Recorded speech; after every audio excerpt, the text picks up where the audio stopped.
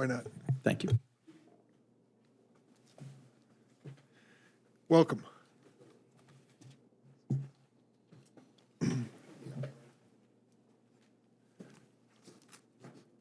concerned about Haiti. We've spoken about it before. I don't know if you've had time to read that lengthy series in the New York Times about the legacy of debt and ransom and the treatment of the West in Haiti, but it's a heartbreaking history of that country, which tried to emerge out of slavery and still is burdened by it. It appears that developing a functioning government in that country is a challenge. How do you see it? Thank you, Senator, and thanks for always caring about Haiti. And it does feel like the world's attention kind of flows in when there's some big event, like an earthquake, or in the recent case of the assassination of the president.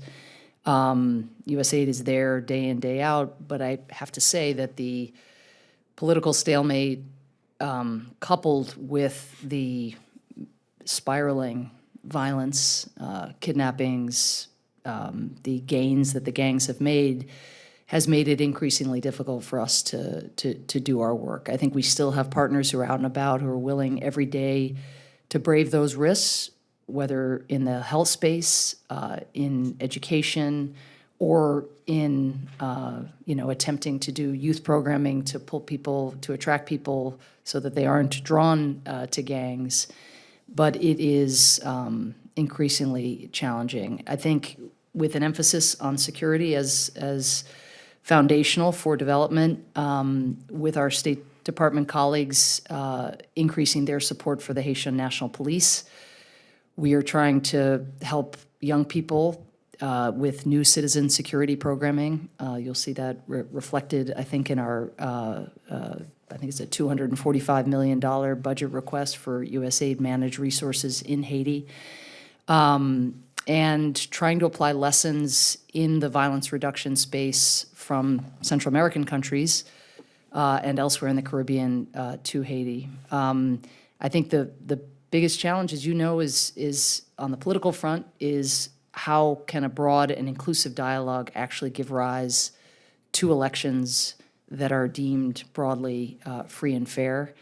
And there, again, the political process does not seem to be advancing in the way that we seek.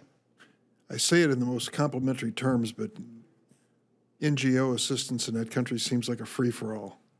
There doesn't seem to be any governmental coordination, countrywide coordination. Tell me I'm wrong.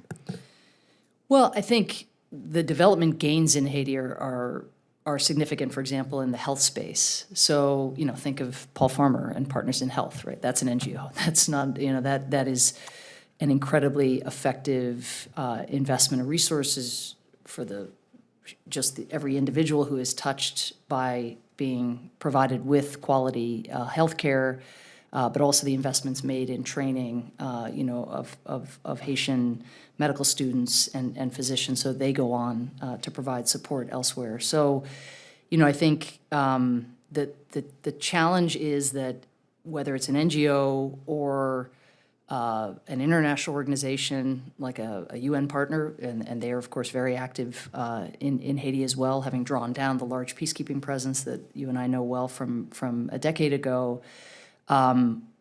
If you don't have political leadership willing to come together to forge compromise, to get the country back in a cycle in which people get to hold their leaders accountable at the ballot box, and can't get a grip on the security situation, in part because of rivalries among politicians, it's very, very challenging. But again, I think we're not asking for resources that are going to be thrown into the wind. I think sector by sector, we are showing a return on the investment in the socioeconomic realm.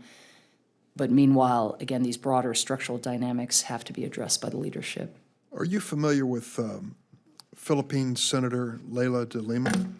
I am. I wrote something about her in Time magazine. She was one of Time magazine's 100 most influential people a few years ago.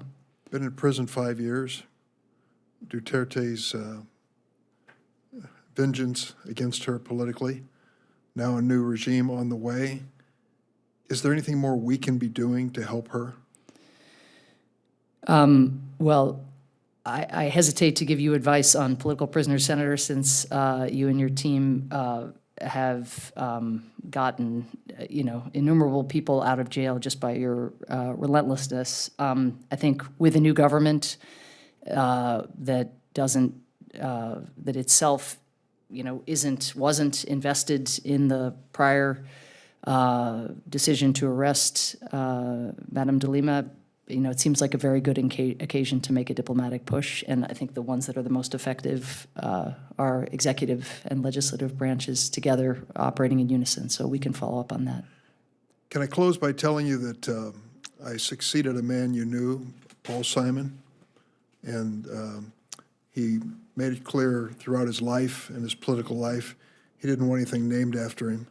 He thought that was just an exercise in vanity. And so the only thing I could think to do in his name was water for the world, water for the poor.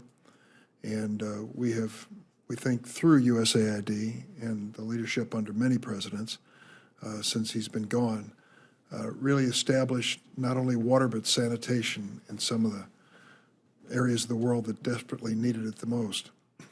USAID has been a fabulous partner in that effort. I thank you for that.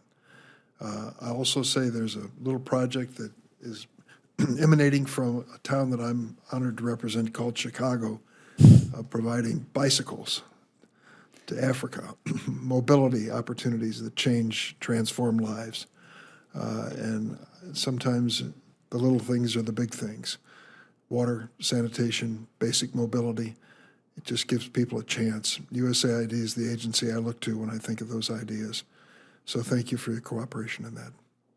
Thank you, Senator. And just note that the Water for the World Act and our water strategy, all of that has to be tapped now in light of the food crisis gripping much of Africa, many parts of the world, and Feed the Future and the next incarnation of that, integrates water policy, water management into USAID programming. So there's dedicated water and sanitation programming, and then there's the integration, I think, of the spirit of Paul Simon and that piece of law into a lot of our other programming.